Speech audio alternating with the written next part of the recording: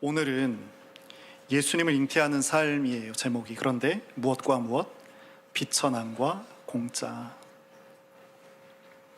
이런 비천함은 오늘 보시면, 성경을 한번 보시면 46절부터 성경에 이렇게 붉은 글씨로 작은 소제목이 있죠. 마리아의 찬가, 마리아의 노래, 이렇게 되어 있습니다. 이 노래 가운데 노래가 말하고 있는 그 주제가 비천함이란 거예요. 마리아가 예수를 잉태한 이것은 이 자체가 진리고요, 그리고 그 하나의 아주 중요한 교리고요, 그 자체가 아주 중요한 가르침이거든요. 그걸 한마디로 얘기하면 지금 바로 말씀드렸습니다. 예수님을 옳게 믿는 사람은 그 인생의 목표가 비참함이라는 거예요. 험불이라는 거예요. 이것이 마리아 노래의 중심된 내용입니다. 오늘 두 임산부가 만나요. 예수님의 어머니 되는 마리아와 그리고 세례 요한의 어머니 엘리사벳이 만납니다. 우리가 말씀을 읽었는데 아주 참 독특하죠.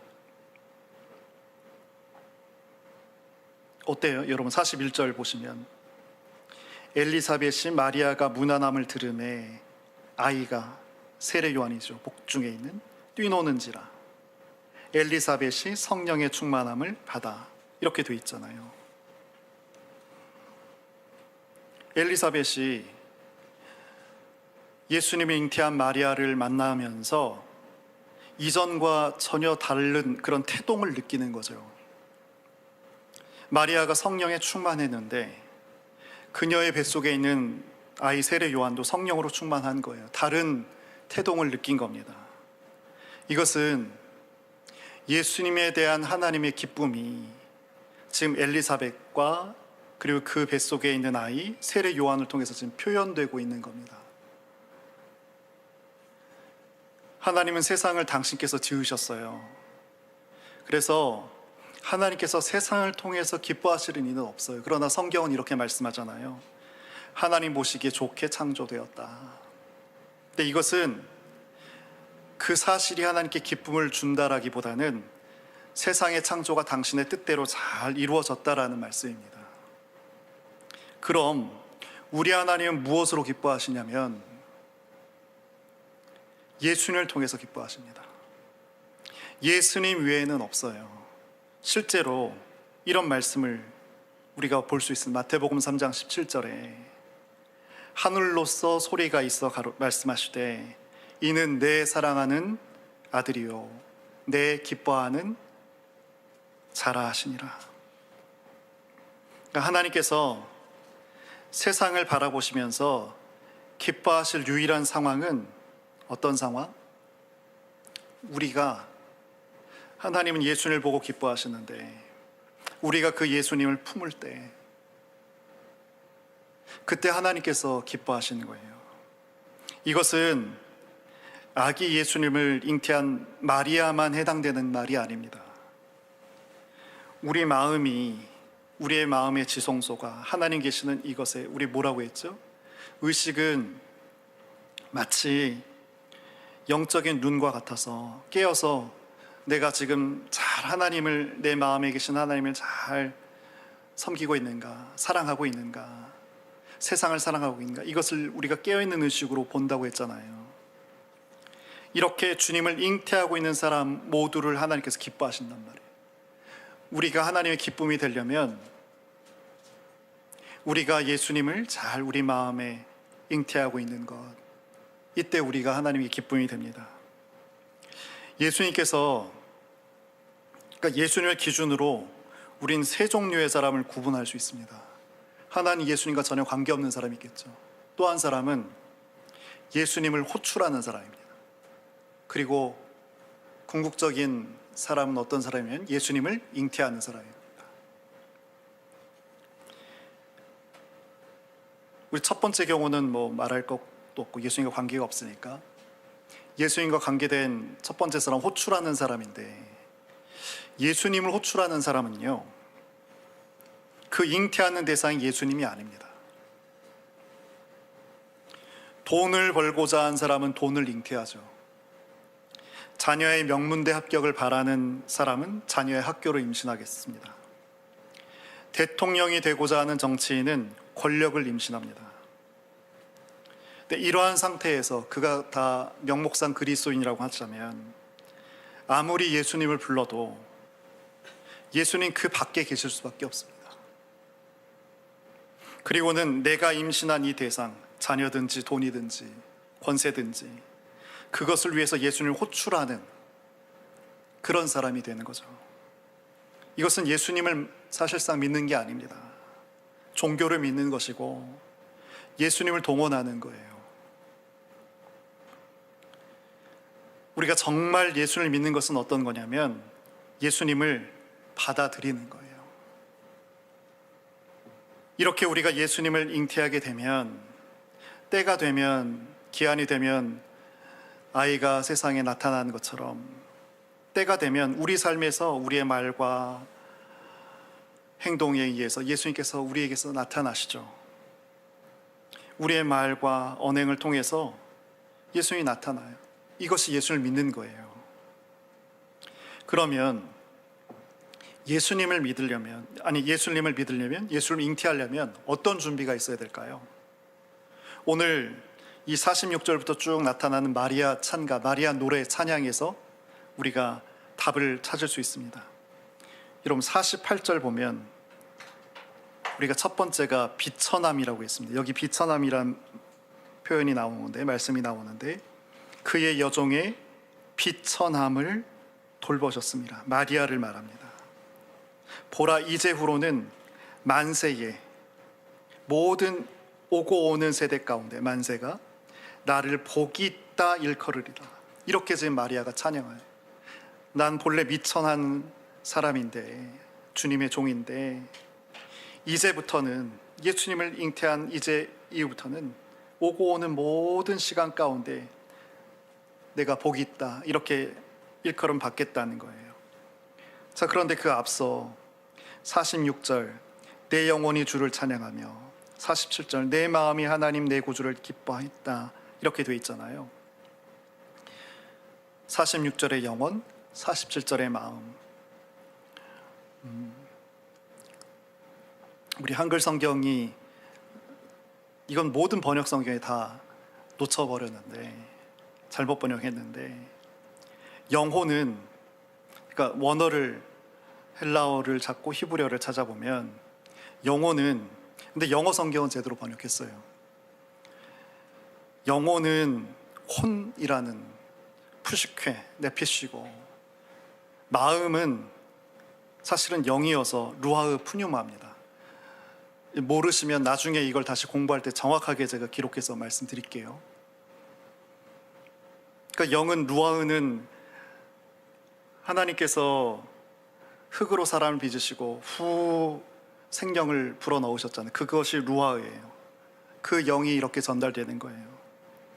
그러니까 지난 시간으로 하면 이게 마음과 같은 거죠. 하나님이 모시는 지성소와 같은 것이죠.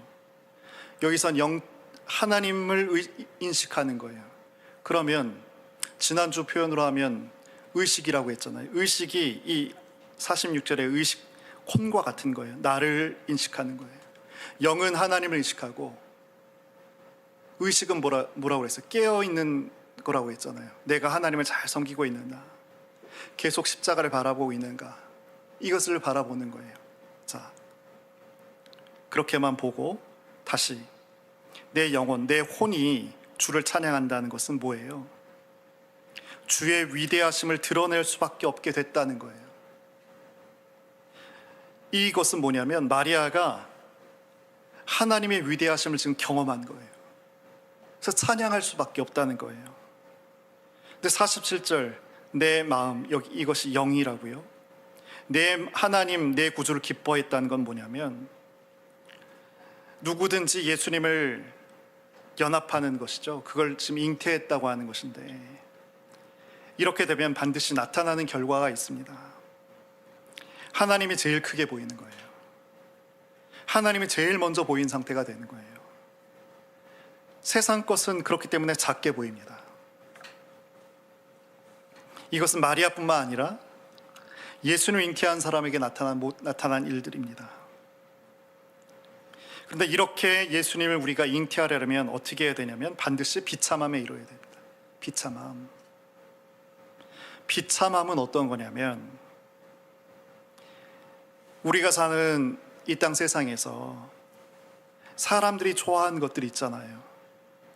그러한 가치를 아무것도 갖지 못한 상태, 그러한 상태가 비참함입니다. 지금 마리아와 엘리사벳, 제사장 사가랴의 가정과 요셉과 마리아의 가정이 너무 대조됩니다. 엘리사벳은 제사장의 부인이었습니다. 그러나 마리아는 당시에 낮은 신분이었던 목수의 아내였어요. 그리고 제사장 이 집안은 가장 중심이었던 예루살렘에 살았죠. 그러나 예수님의 부친과 모친은 변막 나사렛에서 살았습니다. 물론 이런 환경의 조건이 마리아가 자신을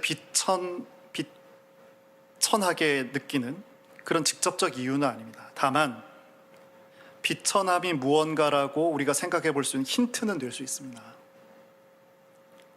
그러니까 마리아는 보세요. 사람들과 세상이 좋다고 여긴 가치가 없는 상태에서 예수님을 잉태했습니다. 여러분 48절, 우리 아까 48절 봤는데 다시 한번 보시죠. 그의 여종 나의 비천함을 하나님께서 돌아보셨습니다. 이제부터는 만세의 날을 복이 있다 일컬을 겁니다. 하나님께서 내 비천함을 돌보신 결과로 지금 예수님을 잉태했다는 그런 고백입니다. 그러니까 예수님을 잉태할 수 있는 사람 마리아를 비롯해서 우리가 예수님과 연합하여 하나가 되려면 세상이 좋다는 가치를 갖지 못하고, 아니 가지려 하지 않고, 그러한 상태가 비천함임을 우리가 기억할 때, 이때 우리가 예수님을 잉태할 수 있습니다. 그리고 50절을 보시죠. 긍휼하심이 두려워한 자는 자기를 말하는 거예요. 그 하나님의 긍휼하심이 두려워하는 나에게 대대로 이릅니다. 이 말씀입니다. 이 두려워한다는 말이 푸어베오인데 여기에 공포심과 경외심이 다 포함된 말이에요. 독특한 말인데 상황에 따라서 공포심, 상황에 따라서 경외심입니다. 공포심은 심판에 대한 두려움을 말하겠죠. 이건 어떻게 나타나냐면 하나님으로부터 회피하는 거예요. 떠나는 거예요. 제일 대표적인 경우가 한 달란트 받은 사람이에요. 이것 잃어버리면 큰일 날까 싶어서, 망한다 싶어서 그 달란트를 다른 달란트 받은 일과 달리 땅속에 묻죠. 이게 공포입니다. 그런데 이 말의 또 다른 경우가 경외심이라고 했잖아요. 이건 거룩한 두려움이거든요. 두려움인데 오히려 하나님께로 나아가요. 오히려 그 두려움 때문에 하나님을 더 의지하는 거예요. 이게 바로 지금 이 말씀 1장 누가복음 1장 50절에 그 내용입니다.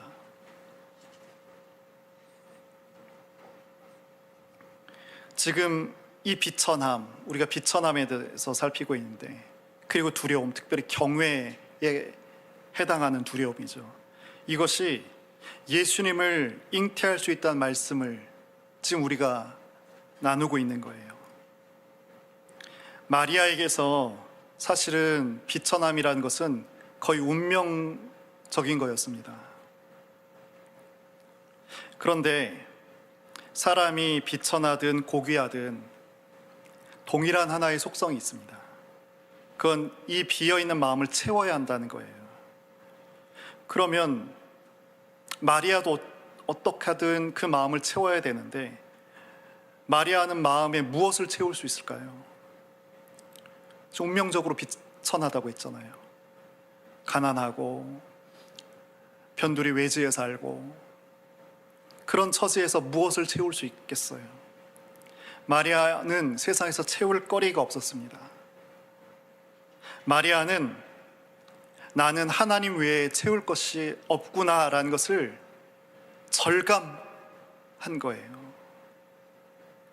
이것이 지금 여기 50절 긍휼하심이 두려운 자에게 대대로 이릅니다 라는 이 찬양의 내용입니다. 정리해 보면 마리아는 태생적으로 비천한 환경이었습니다. 그래서 채우고 싶어도 세상 것으로 채울 수가 없었습니다. 그래서 내가 채울 수 있는 것은 유일하게 하나님이시니 하나님이 채워지길 바랐으나 하나님 마음에 채워지는 것을 경험되지가 않는 거예요. 그래서 이 흔적마저, 하나님의 흔적마저 사라진 것은 아닌가라는 그런 두려움이 그에게 있었던 거예요. 우리 사람이 제일 두려워하는 게 어떤 건가요? 이 마음의 공백을 채울 방법이 없다는 것을 직면했을 때입니다. 세상에서 성공하고 이름도 붙잡고 명예도 붙잡고 돈도 붙잡았어요. 그래서 힘도 붙잡았어요. 근데 그 마음이 채워지지 않을 때 왜 저렇게 잘 살고 있는 왜 스스로 생을 마감할까? 마음 채워지지 않는 두려움이 가장 크기 때문에 그렇습니다. 그런데 마리아는 어때요? 운명적인 비천함 가운데 있습니다. 하나님 외에는 다른 대상을 찾지 못했습니다. 심지어 그 하나님의 마음을 채워야겠다 작정했는데 하나님을 마음에 채우는 그것을 알지 못하겠는 거예요. 그래서 두려움 가운데 있어요. 이런 거죠. 하나님 모르겠어. 하나님밖에 없는데, 난 모르겠는데 하나님 나를 불쌍히 여겨주십시오 란 이런 기도밖에는 엎드려 하는 기도밖에 없었던 거죠. 이것이 마리아가 갖고 있었던 비천함의 내용입니다. 그런데 하나님마저 이르면 난 끝장입니다 라고 하면서 두려워하고 있는 이 마리아에게 하나님께서 오셔서 어떻게 해요? 당신의 아들을 잉태케 하신 거예요. 여러분, 그래서 예수를 믿는 것은, 진짜 예수를 온전히 믿는 것은 예수님을 잉태하는 겁니다. 누가는 1장부터 예수님께서 십자가에 죽으시고 부활하시고 승천하신 것을 바라보면서 누가복음을 기록했다고 했잖아요. 그걸 기억하면서 이러면서 지금 이 마리아의 이 비천함을 주목하고 있어요. 그리고는 우리 사람들이 어떻게 하면 예수님의 이 승천하신 이 길을 따라갈 수 있는가를, 그 답을 지금 오늘 제시하고 있는 거예요. 이렇게 복음을 읽고 이렇게 복음을 듣는 모든 사람들에게 그 인생의 목표를 비참함에 둘 수 있도록, 그렇게 누가는 성령께서 감동해 주시면서 본인이 강하게 그렇게 신앙으로 겪어낸 그 내용을 지금 이렇게 우리에게 말씀해 주고 있는 거예요. 비참함이 뭐라고요? 세상에선 아무것도 갖지 않고 이 마음을, 영을 하나님만으로 채우고자 하는 것, 이것이 비천함입니다. 그리고 그 하나님을 잃을까 두려워서 경외하는 심정일 때, 그때 예수님을 잉태할 수 있는 거예요. 자, 그런데 51절부터 보시면 그의 팔로 힘을 보이사 마음의 생각이 교만한 자들을 흩으셨고, 교만한 자가 나타납니다. 비천함과 정반대 입장에 있는 이를 지금 교만한 자들에 대해서 말합니다. 그래서 51, 52, 53 눈으로 이렇게 보시면 교만한 자들은 흩으시고 52절에 보시면 역시 비천한 자를 높이신다, 이렇게 돼 있어요. 교만함이란 뭘까요? 이 비천함을 거부하는 거죠. 그리고 그 비천한 상태에서 빠져나오려고 하는 것이 교만함이죠. 구체적으로 말하면 인간과 세상에서 사람들이 좋아하는 그 가치들을 많이 획득하고 얻어서 가진 자로서 살아가고자 하는 것, 이것이 교만함입니다. 세상 가치에 대해서 믿는 것이 교만함이에요. 여러분, 우리는 비천한 사람입니까? 교만한 사람입니까?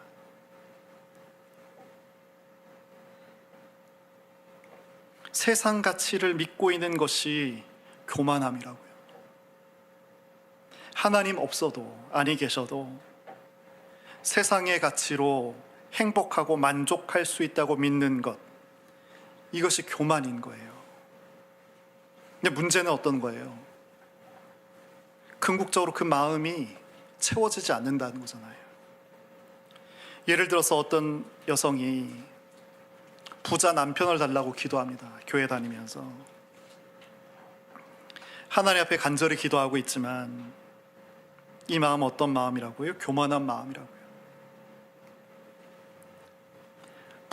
부자 신랑이 있어야만 내 비천함을 벗고 그리고 행복하고 만족할 수 있겠다고 그렇게 믿는 거죠. 생각하는 거죠.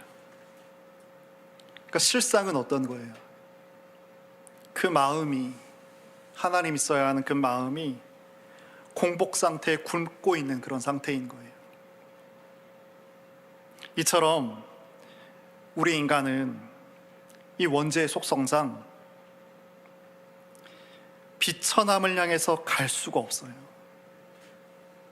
우린 저절로 스스로 마리아처럼 이 비천함을 향해서 나아갈 수가 없어요. 원죄의 그 속성상. 원죄는 우리를 어떻게 해요? 늘 세상을 향하게 합니다. 세상의 가치를 가지고 싶어 계속 향하게 합니다. 이런 상태에서는 어떻게 될까요?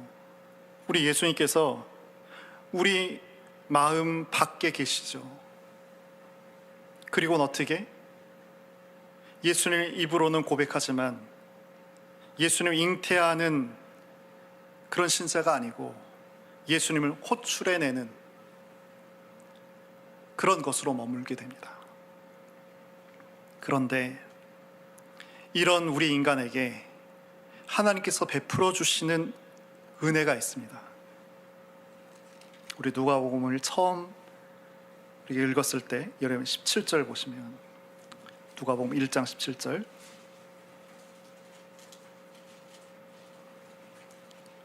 그가 또 엘리야의 심령과 능력으로 세례 요한입니다. 주 앞에 먼저 와서 아버지의 마음을 자식에게 거스르는 자를 의인의 슬기에 돌아오게 하고 의인의 슬기라고 했잖아요. 다 원죄 때문에 비천함을 버리고 향하지 않고 다 교만함을 향해 산단 말이에요. 다 이렇게 거슬러서 사는 우리들인데 의인의 슬기를 세례 요한을 통해서 준비케 하신다라고 우리가 말씀을 나눴습니다. 우리로 하여금 하나님을 향할 수 있도록 의인의 슬기를 준비시켜 주신다는 거예요. 의인의 슬기가 뭐예요? 여전히 우린 사실은 세상을 좋아합니다. 하나님 앞에 우리 이렇게 예배하러 왔지만 우리의 본성이 원죄 때문에 세상을 향합니다. 그런데 의인의 슬기가 어떻게 작동하고 있어요? 세상이 전부가 아닌데, 그리고 그렇게 몰두하고 있는 세상에 대해서 회의감을 느끼게 하는 것, 이것이 의인의 슬기인 거예요. 이것을 우리에게 주시는 분이 하나님이시라고요. 하나님과 정반대의 방향으로 달려가는 우리들에게 하나님께서는 이런 마음을 우리에게 주신단 말이에요. 세례 요한을 보내셔서 예수님께서 그래서 죽으신 거예요. 우리의 이 원죄 속성 때문에 인간이 주님의 십자가 죽음을 도무지 바라보지 않고 비천함을 향하지 않기에 예수님께서 친히 죽으셨습니다. 바울은 어떤 사람인가 하면 십자가를 바라보면서 그 비천한 자리에 이른 사람입니다. 그 비천함에 이른 바울의 고백이 이렇습니다. 그리스도로 말미암아 세상이 나를 대하여 십자가에 못 박히고 나도 또한 세상에 대해서 그렇다. 그리스도 때문에 그 원죄 세상을 향하고자 하는 그 본능을 못 박을 수 있었다. 나는 그렇게 고백하고 있는 거예요.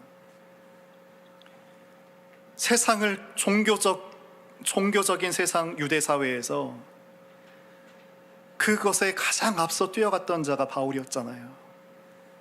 근데 그런 세상에서는 내 배를 채울 것이 없음을 그가 깨닫고는 무엇을 소망해요? 하나님을 소망하기 시작했습니다.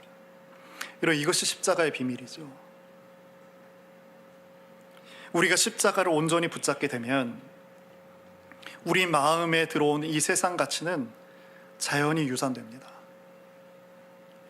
십자가를 통해서 우리가 비천함에 이르게 되면 그런 그는 예수님을 잉태하게 돼요.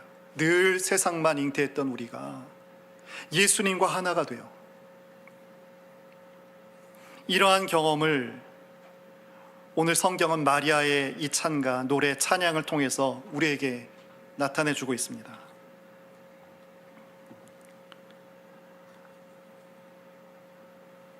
자, 이제 우리 두 번째 공짜에 대해서 좀 말씀 나누겠습니다. 너무 더우시면 아라마 옷을 벗고 정신을 차리고, 좀 추우면 다시 히터를 좀 켜주십시오. 금방 추워질 테니까 식으면 바로 켜주세요.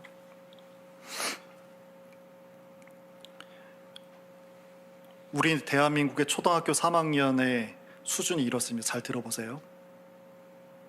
선생님께서 세상에 공짜는 없다고 하셨습니다. 그러나 공짜는 정말 많습니다. 공기 마시는 것 공짜, 말하는 것 공짜, 꽃향기 맡는 것 공짜, 하늘 보는 것 공짜, 나이 드는 것 공짜, 바람 소리 듣는 것 공짜, 미소 짓는 것 공짜, 꿈도 공짜, 개미 보는 것 공짜. 공짜가 없다고 하는 선생님과 공짜가 이토록 많다라고 하는 아이의 차이가 뭘까요? 이런 공짜는, 공짜 받아보셨잖아요. 기뻐요. 공짜를 얻게 되면 기쁩니다. 근데 지금 아이는 기뻐요. 공짜가 이렇게 많은 것에 대해서 기뻐해요. 근데 아이에게 공짜인 것은 다른 모든 사람에게도 공짜거든요. 아이에게만 공짜가 아니에요.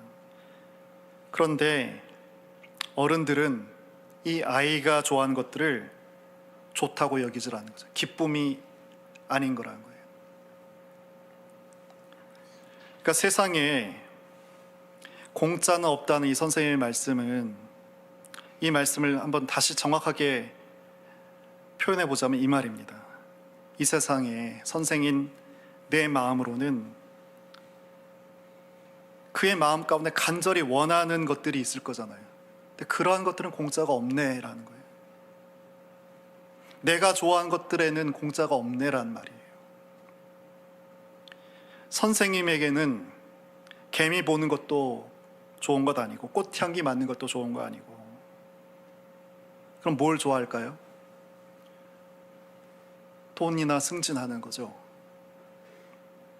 그러니까 자신이 좋아하는 것을 생각하면서 세상에는 공짜가 없다라고 말하는 거예요. 이제 57절부터는 세례 요한의 출생에 대해서 나타납니다. 마리아의 찬양이 끝나고, 이럼 세례 요한의 출생의 의미가 뭐라고 했어요? 이 땅의 사람들에게 예수님을 받아들이도록 준비시키는 그 하나님의 마음이 인간으로 나타난 거다. 이것이 세례 요한의 의미입니다. 출생의 의미입니다. 복음은 마태복음, 마가복음, 누가복음, 요한복음, 이 복음은 한결같은 요청을 우리에게 주고 있는데, 사는 동안, 이 땅에 사는 동안 그 마음이, 세상에 묶여있던 그 마음이 세상을 떠나야 한다는 겁니다. 세상을 떠나서 하늘에 계신 하나님께로 가야 된다는 거예요. 그러니까 예수님의 십자가 복음의 근본 취지하고 같은 거죠. 문제는 뭐냐면, 이런 복음의 취지를 저항 없이 받아들일 세상의 사람은 단 한 사람도 없다는 거예요. 이런 이 말씀이 복음이라지만 이 복음이 우리 가운데 들려지지 않고 공감되지 않는 것은 어떤 의미에서는 당연한지 모르겠습니다. 그리고 이 땅에 사는 거의 대다수의 사람들은 무엇이요? 오늘도 잘 살아야 한다는 그런 일념으로 세상을 매진합니다. 사람들이 이렇게 열심히 살고자 하는 이유가 뭘까요? 원하는 그것을 가지면 마음이 행복하고 기쁘게 된다고 믿기 때문입니다. 반면에 복음은 어떻게 해요? 좋은 것 많은 세상에서 언제나 죽을 것을 요청합니다. 그러므로 십자가에 죽으시고 승천하신 예수님 따라서 그 하나님 계신 하늘로 우리의 마음을 가고자 하는 사람이 단 한 사람도 없는 것, 이것은 정상인지 모르겠습니다. 그런데 이러한 세상이 어떻게 해요? 하나님께서 복음을 받아들일 준비를 미리 시키신다는 사실이에요. 이것이 중요합니다. 예수님께서 세례 요한에 대해서 마태복음 11장 13절과 14절에서 이렇게 말씀하셨습니다. 모든 선지자와 율법이 예언한 것은 세례 요한까지니 만일 너희가 즐겨 받을진대 오리라 한 엘리야가 곧 이 사람이라. 마지막 선지자가 세례 요한이고, 그리고 이 세례 요한을 앞서 있었던 구약의 엘리야 선지자가 그의 모형이라는 거죠. 이런 엘리야 하면 뭐가 떠오르세요? 갈멜산에서 바알 선지자와 대결해서 이겼던 것. 그리고 또 한 가지는 불말과 불병거를 타고 승천한 사건이죠. 이 대결의 핵심이 어떤 거예요? 바알을 섬길 것이냐, 하나님을 섬길 것이냐를 선택하는 겁니다. 바알은 풍요와 다산을 상징하죠. 주관하는 신이죠. 그러니까 바알을 섬긴다는 것은 무엇이냐면 실제는 재물을 섬기는 거예요.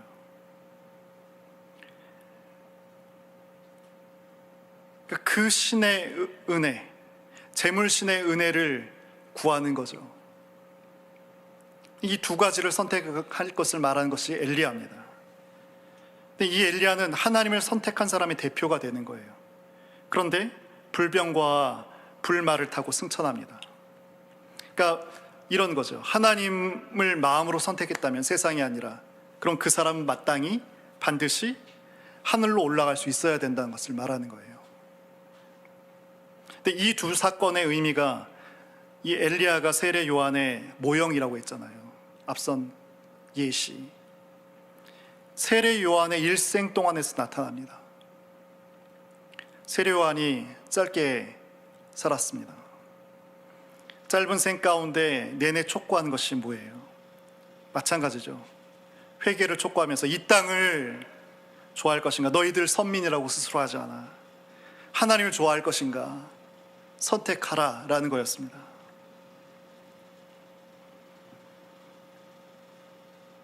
하나님이 좋다면 우리가 마땅히 우리 마음이 하나님 나라로 올라가야 되는데 그 일을 이루실 이가 내 뒤에 곧 오신다.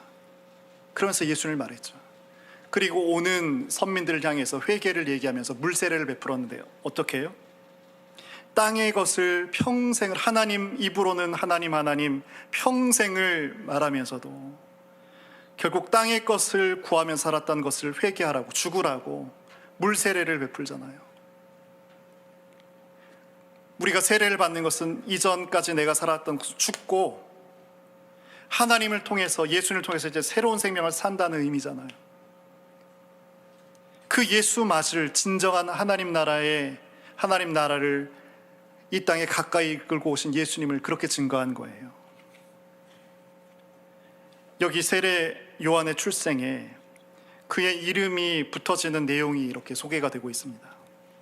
사가랴 가문인데 아이가 출생했다는 얘기를 듣고 동네 사람들과 친족들이 모입니다. 난지 8일 만에 할례를 베푸니까 다 나타납니다. 그런데 요한이란 이름이 이 가문에 사용되지가 않았어요. 당시에는 그 아버지 조상의 이름을 계속 썼던 것이 전통이었던 것 같습니다. 그래서 이 세례 요한이 사가랴의 이름을 쓰는 것이 타당하고 무난하다고 봤습니다. 그러나 어때요? 이미 엘리사벳이 가브리엘 천사로부터 그 이름은 요한이 될 거라고 고지를 받았잖아요. 그래서 안 됩니다. 그런데 정작 남편 제사장 사가랴는 그 고지를, 천사의 고지를 사실은 약간은 의심했잖아요. 그래서 그 이후로 입을 다물었단 말이에요. 그러자 토판에 내 아들의 이름 요한이다 라고 하면서 뜻을 밝힙니다. 그리고 그러면서 그의 입도 열립니다. 세례 요한의 요한, 이 요한의 뜻은 존의 뜻은 하나님은 은혜로우시다입니다. 하나님 은혜로우시다. 근데 하나님은 은혜로우시다의 더 구체적인 내용은 뭐냐면 오늘 공짜라고 했잖아요. 하나님 당신을 공짜로 주신다는 거예요. 이것이 은혜라는 거예요. 값비싼 돈을 내고 사는 것이 아니라 하나님 당신을 공짜로 주신다는 것, 그것이 은혜인 거예요. 이 요한의 이름을 몇 가지로 좀 짚어보면 하나님 최고로 좋으신 분이잖아요. 이걸 경험했던 이들이 변화산에 섰던 제자들입니다. 변화산에서 예수님께서 하나님으로 변하신 모습을 보면서 그 영이고 빛이신 하나님을 경험했어요. 그래서 그 변화산에 오르기 전에 그 산 밑에 있었던 모든 그 어려움과 근심들, 이런 것들, 무거움들, 이런 것들 다 잊을 정도로 그렇게 하나님의 좋으심을 느꼈습니다. 그러니까 세례 요한이 그렇다면 무엇으로부터 회개를 요구했는지 우리가 알 수 있게 되는 거예요. 이렇게 무엇과도 비교될 수 없는 하나님의 좋으심을 좋아하지 않고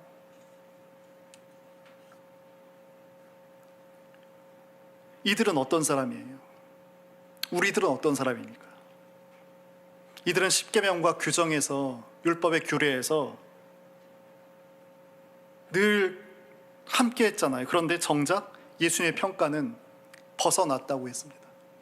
여러분, 이게 이해가 되세요?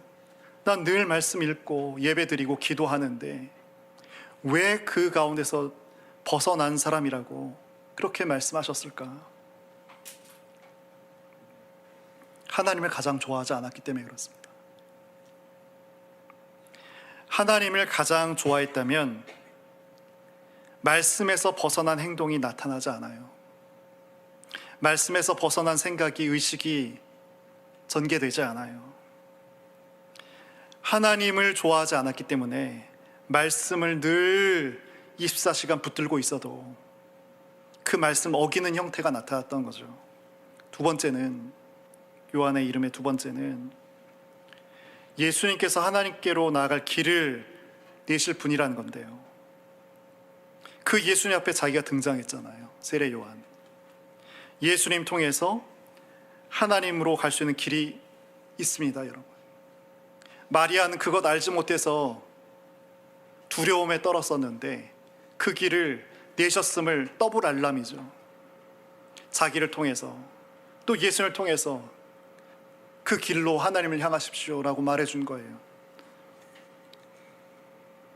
세 번째는 말씀드렸던 대로 그렇게 하늘길로 우리가 나갈 때 하나님께서 당신을 공짜로 주신다는 거예요. 요한의 이름, 하나님은 은혜로우시다 라는 거, 이것이 다 포함되는데 문제가 있습니다. 어떤 문제냐면 우리가 과연 이렇게 좋으신 하나님이신데 그 길이 열렸는데, 그리고 심지어 공짜로 주어지는데 그 하나님을 좋아하느냐는 거예요. 여러분, 하나님 좋아하십니까? 하나님을 가질 수 있고 롯데 월드타워를 가질 수 있는 기회가 여러분 주어진다면, 아니면 테슬라 주식을 만주를 가질 수 있는 그런 실질적인 기회가 주어진다면, 그래도 하나님을 좋아하시겠어요? 우리가 처음 그 초등학교 3학년짜리의 그 시를 우리가 봤는데, 아이가 공짜라서 좋아했던 것, 선생님은 좋아하지 않았어요. 이런 하나님을 좋아하지 않는다면 하나님을 공짜로 가질 수 있는 이것이 은혜로 여겨지지 않게 됩니다. 하나님보다는 성공과 돈을, 건강과 장수를, 가족의 형통을 좋아하는 동안에는 하나님이 아무리 공짜로 주어져도 의미가 없어요. 여러분, 집을 가끔씩 정리하시잖아요. 고장나서 또 잘 쓰지 않는 그런 가구들 버릴 때에는 폐기물 스티커를 붙여야 됩니다. 장롱같이 큰 부피를 버리려면 스티커도 여러 장 사야 돼요.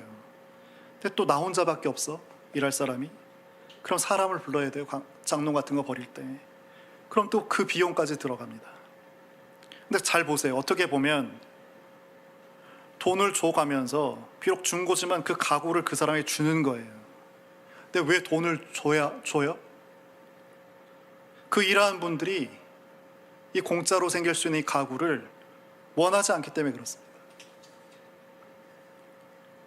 이렇게 우리들의 삶 가운데 하나님이 폐가구처럼 그렇게 취급받으실 수 있다는 거예요.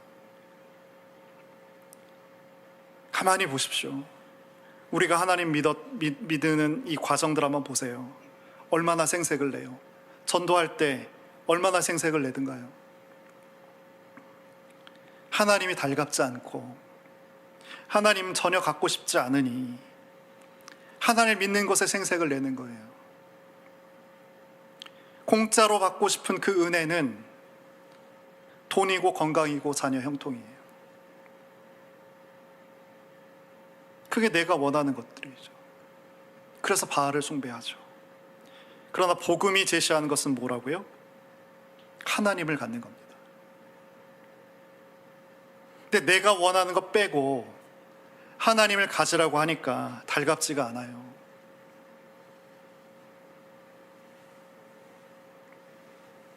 그래서 무슨 말을 한다고요? 세상엔 공짜가 하나도 없어. 그런 말을 하는 거죠. 그리고 하나님 공짜로 가질 수 있음에도 불구하고 달가워하지 않는 거고요.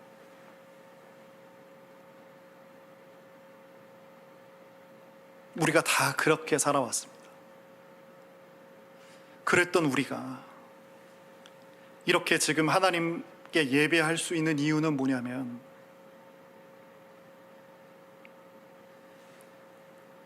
이러한 마음을 하나님께서 우리에게 미리 준비시켜 주셨기 때문이라는 거예요. 그러한 모습이 지금 이 세례 요한을 통해서 고스란히 나타나고 있어요. 우리는 앞서서는 마리아를 봤죠. 세례 요한을 통해서 나타납니다.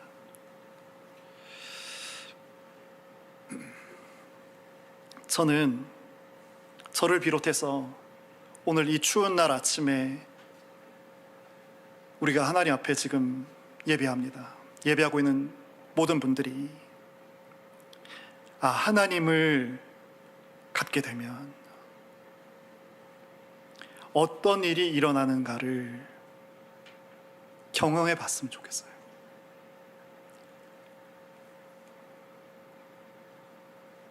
하나님은 세상에서 그렇게 좋고 많은 것들을 다 맹물로 느끼게 하실 그런 분이세요.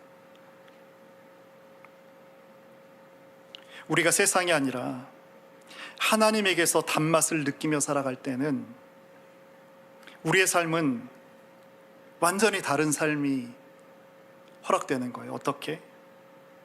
삶의 모든 문제가 하나님의 주권 아래 놓이기 때문에 그 삶은 이렇게도 살 수 있단 말이야?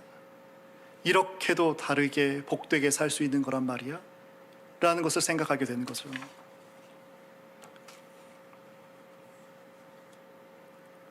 수박을 먹는데 같은 수박이지만 우리 중심부부터 가장자리까지 이렇게 먹잖아요. 가장자리까지 가면 맹물처럼 느껴져요. 수박인데 하나님을 계속해서 취하고 있는 사람은 설령 하나님께서 나를 권세자로 세우시고 재벌로 세우셔도 그것이 달게 느껴지지 않아요. 이렇게 세상을 맹물처럼 느낄 수 있을 때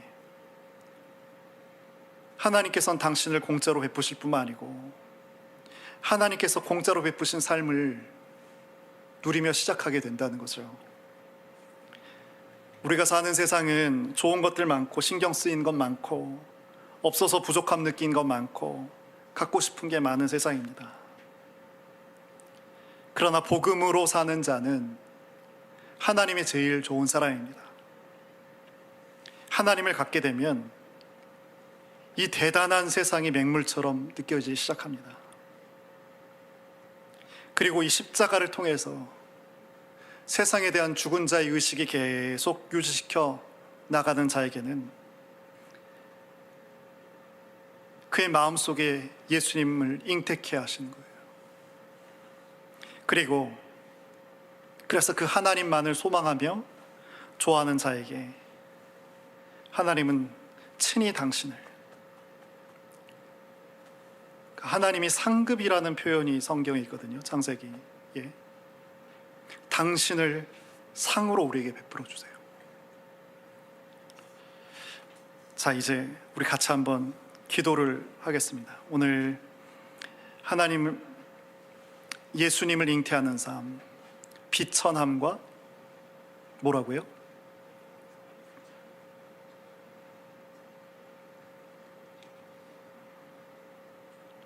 마리아처럼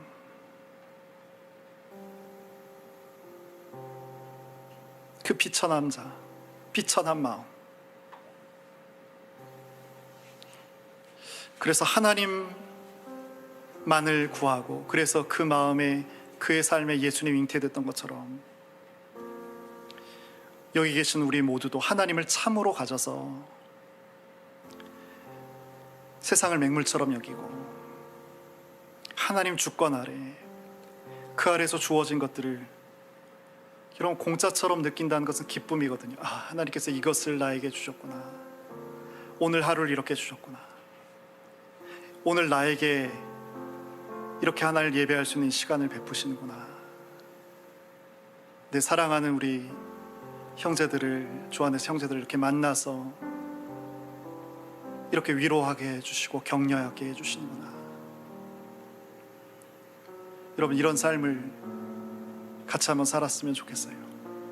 오늘 말씀 기억하면서 잠깐 같이 기도하겠습니다.